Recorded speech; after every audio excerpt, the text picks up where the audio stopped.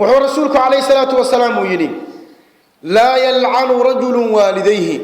نينونا والد كهن عدل برسولك عليه الصلاة والسلام تما أنت والله بريستي والد عيقة حلقة عيب يهد والد عيق ني والدك عاي شري ما شرين صحابته ويلي يامين ويقول يا رسول الله أيلعن رجل والديه من بالبدي سوالد عايا رسولك عليه الصلاة والسلام يسب أبا الرجل فيسب أباه ويسب أم الرجل فيسب أمه نمبو أبيه عايا مركاسو كاسين أبيه سق عايا نمبو هو يدي عايا مركاسو كاسين هو يدي عايا ساسوك عاي لكن إنه ما أنت عايد وين بريسنا ما سببه نقولي أبيه العايو أي سبب نقولي سقم عاين قف كل أبيه عاي قف كاسو شوابه سال قد عاي أبيه العاي أما عاي هو يدي العاي وأنا عقوق لكن لو واحد لقى وقفين دي سويك ساقو ولا لكي نقول أباها واحد قسم هو يدا واحد لقى هو يدي أنت يندح عديسو إن علمه دي هو يدي عيدو يدي صحيح إن نعد شاء لقى يابا واحد لقى بأبيه إنه علمه سي أبيه عاي سقيس عايو إنه علمه سي عاي لقى يابا مو نعضله نعض شنو هو هبار كنا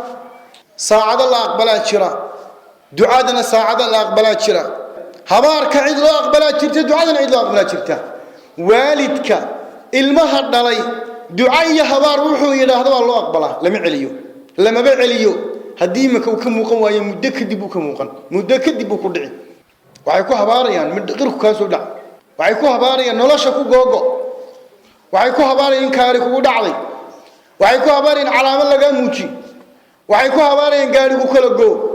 waxaasoo dhan way ku maqeen maayar maalin uun buu waalidku nixi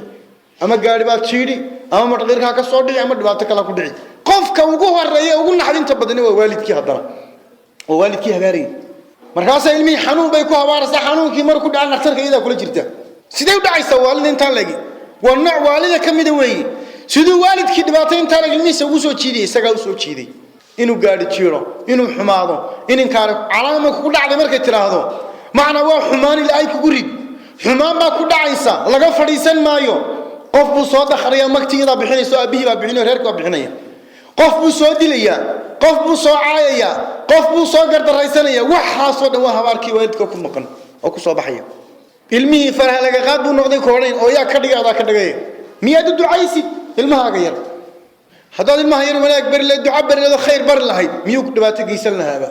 waxa la arkayaa dabadeed ilmo yar oo waalidkii ka baqanayo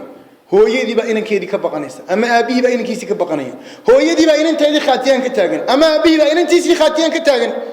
inantiisii ba guriga ima loo soo fadhiisan la maxaa ku dhacay inantii maxaa ku dhacay adaa ku dhacay adaa habaaray wax kale kuma dhicin haday xumaato haday dhibaato ku dhacdo haday toosi weydo haday cibaadaysan weydo haday wax baran weydo haddii wax baran waayo kulli adaa sabab u ah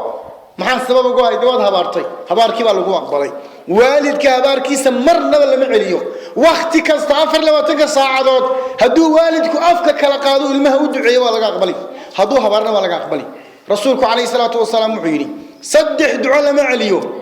dacwatu saa'im wa dacwatu alwaalidi liwaladihi wa dacwatu almadluum saddex duco lama celiyo qofka sooman